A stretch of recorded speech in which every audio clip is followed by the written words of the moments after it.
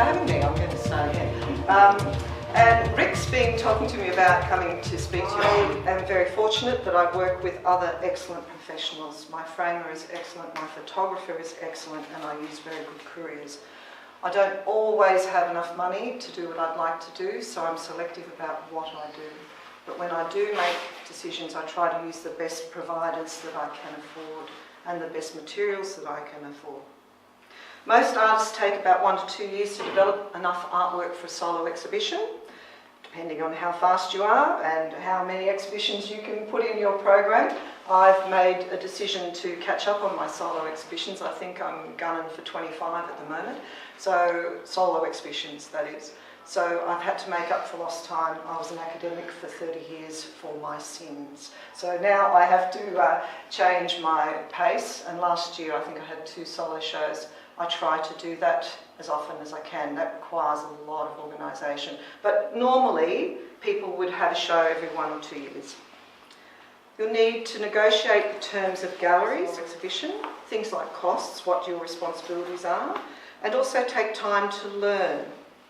So we're leading, this also takes time to learn. So it takes a little while. If you're doing group shows or you're doing non-selected shows, you're learning the business, what it means in terms of your commitment, time, energies and finances. The other point I'd really like to make, which I think helps people in their professional practice, is to make yourself a small support group or a network of trusted friends. Here you are. Beautiful 24 or 5 of you that I counted and walked in the door today. You share your experiences as an artist with these people and hopefully they will support you. I've written there particularly trusted friends. If you're getting feedback from someone and it's quite negative or it's not helpful for you, perhaps you need to be looking somewhere else for feedback. And I suggest that a trusted friend. Myself, I have a gorgeous posse of girls that we are good mates. My dear friend Kerry McGuinness, who's worked for some of you, she and I meet every year, at the beginning of the year, for what we call a war council. And we do this in January. We get together with our folder of competitions that we've been in, both selected and non-selected, and we go through the list and we go, well, that one was a dud, chuck that one. This one looks good, here's a new one. And we plan our attack on how many shows, what we're going to do, and we talk to each other.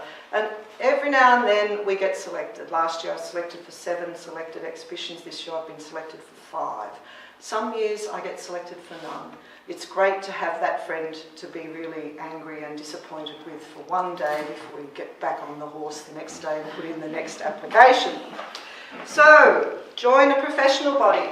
You've joined this group here, you don't realise how wonderful this support is. I hope you do realise actually how wonderful to have a group of like-minded people, because it can be lonesome as an artist out there and very discouraging. If you feel the need, and I would suggest that it's worth at least investigating for 1 year, join the NAVA professional body. See what happens when you join that body. Look at the opportunities and resources that are available to you. Take yourself seriously. This is a national organisation for the benefit of artists, all artists in Australia, including community arts groups particularly. They've got a whole bunch of information around that. They're an advocate for us, and again, that's the book that's here. Collaborate. Work with other artists to achieve mutual goals. If it's hard for you to do it on your own, find a mate and do it with them. Find 3 mates and do it with them. It's easier to split the money for the rental of a gallery outside of Canberra with 4 or 5 people than to pay for it all by yourself.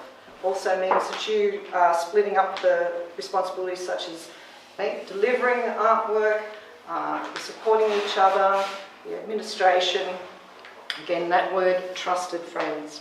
Have a plan. Think about what you want from your arts practice. It's funny, we toddle along. We think if we make the artwork, everything else will follow. It's not necessarily so. It's like any business, and I'm sure quite a few of you in the room have had businesses. If you don't have a plan, well then you might just be wafted about without much effect. You're better off to think about what it is that you want to achieve. Think about what you want from your arts practice. For example, do you want to build up your CV so it's healthy? In which case, have a war council at the beginning of the year.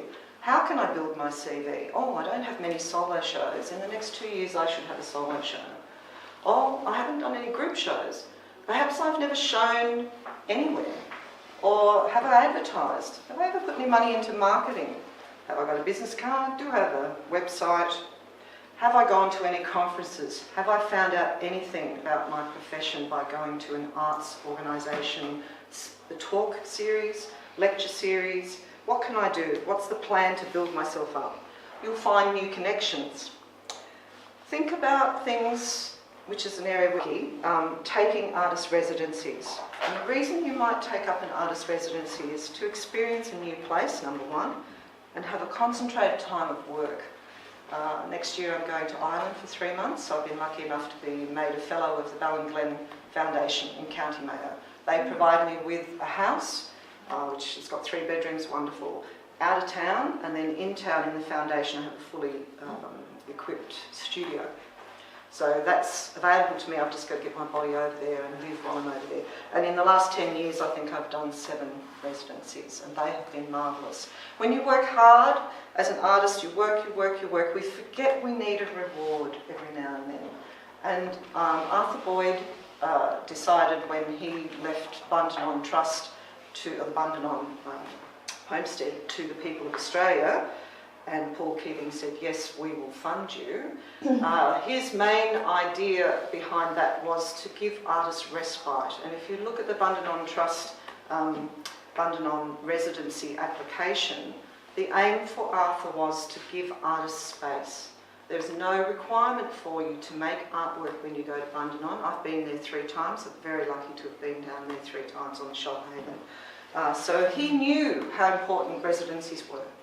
He knew that artists needed sometimes to recharge and have special time for themselves.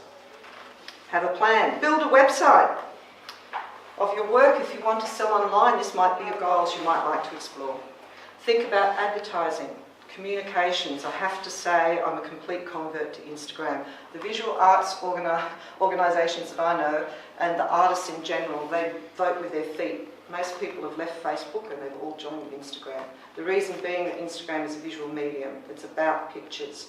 So that's just my little bit of information. Join an arts community. Social media is used by artists to push their practice with very little cost.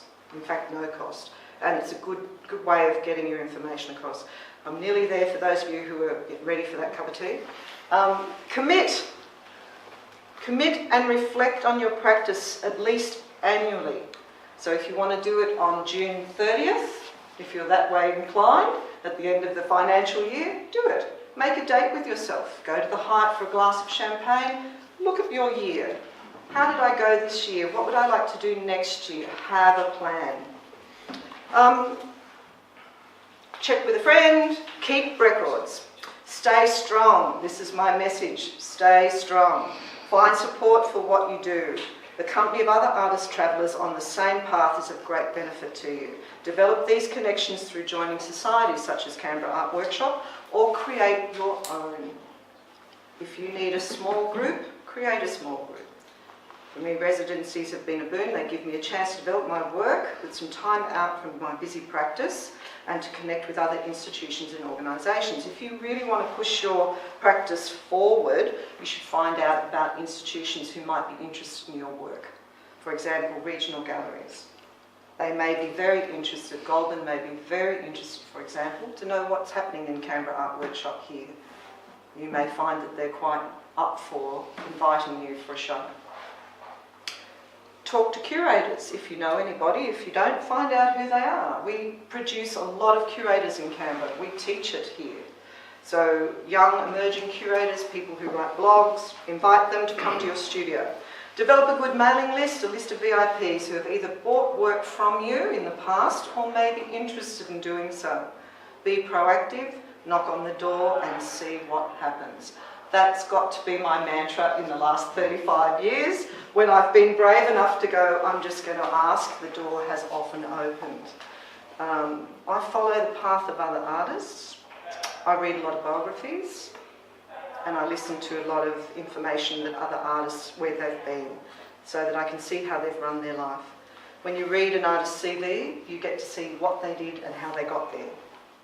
I hope this information is at least a taster of the many ways for you to consider when things for you to consider. When you make that statement to yourself that you want to do this art practice thing and you want to do it professionally, it's a commitment and it's very exciting.